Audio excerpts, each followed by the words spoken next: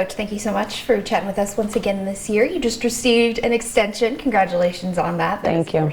Pending approval. How has your approach to the game and to coaching changed since you were hired in 2022? I don't think really it's changed at all in terms of my approach. I think you have to change and adapt to your team and to your players and the roster that you have. And, we've been fortunate enough to keep the same roster for the most part. Our core kids have continued to be here for the past, 2.5 years. And that's been, it's a little bit easier, and it's never easy, but it's easier because you know your kids, you know kind of what makes them go. But you just got to continue to evolve in coaching, with all the changes, in recruiting and with NIL and everything. You have to continue to be flexible and adapt. And if you don't adapt, you're just going to get passed over. So be flexible, know your kids, and then make adjustments there day to day. Yeah, we'll get into that later because I think it's incredible that you have these returners in the world that we live in now of college sports. Last season was a roller coaster to say the least. 14-14 regular season, early exit from the Big Ten, and then hoisting a trophy in Indianapolis. I mean, I just can't imagine the emotions that you went through. What do you remember saying to your team in some of those harder times throughout the late end of the season and then getting into the postseason? Yeah, you're right. You nailed it when you said a roller coaster, and that's the thing about any sport.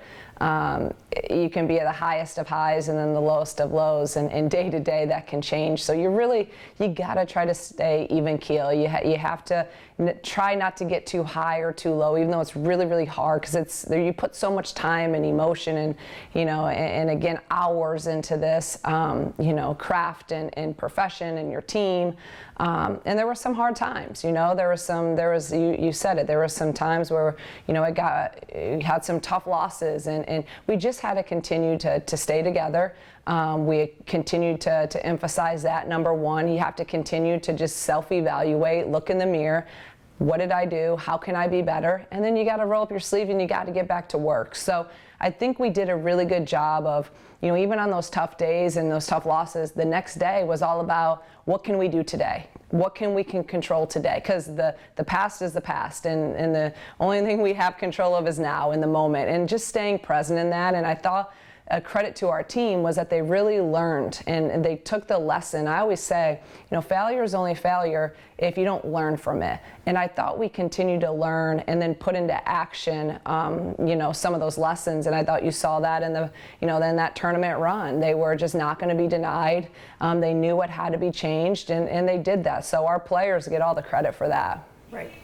Like I said, incredible to have this many returners and this many vets in the world we live in with transfer portal and NIL, 3 fifth years and 2 seniors.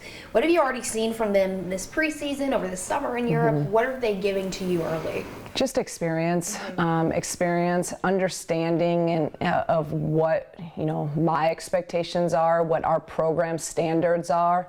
They get it, they know what it looks like when we're really, really good, and they know what it looks like when we're not meeting standards. And then they give us that leadership where they can step up and say things. They can hold a team accountable, where it's not just me always saying it to our team. And I think that's been the biggest thing. Then also just all of them, they're really taking to heart that this is their last go round. This is their last day of, each day they could say, this is my last day of this. And I think that they're really understanding that. We're not in a bad way. They're just really being present and taking advantage of the moment and really just enjoying the process of it all. Yeah, just soaking it in. Yes, no doubt about it. Yeah, and of course, of those 3 fifth years, the standout is WBIT MVP Makira Cook.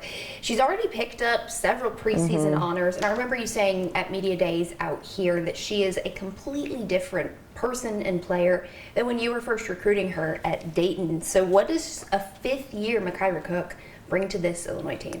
When you've been around someone since they were a freshman and now, she's 22 years old, obviously you see a ton of different stages of her life, and it's been awesome. That's what coaching's amazing, is because you get to see progress in people on the floor, but more importantly off the floor. So, the maturity level that she has now, the understanding of what we need from her as a leader, the basketball piece, we all kind of know what she can do when she's healthy and when she's 100%. She's one one of the best players in the country, no doubt about it. But it's how focused can she be? How great of a leader? You know, when things don't go the way, you know, she wants it to go, how is her response going to be? And that's just leadership. Those are the maturity areas where she's come so far with. And that she's really now led her to be the player and the leader that we need her to be. Yeah. When did you first meet her? It had to be like even pre-COVID.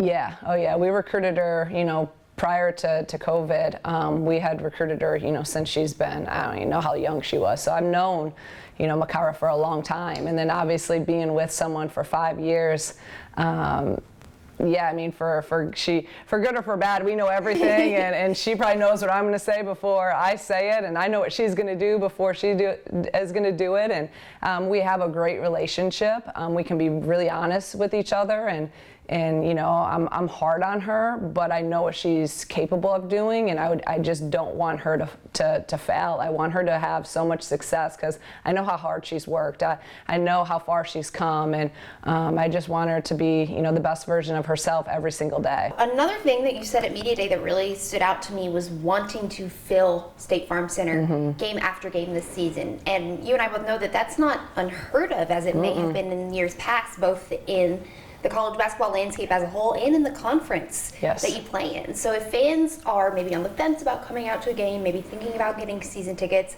if they can still get them, what's your pitch to them? I mean, I really believe in the product we have. I think it's fun basketball to watch. We have dynamic players. They play the right way. They play as a team.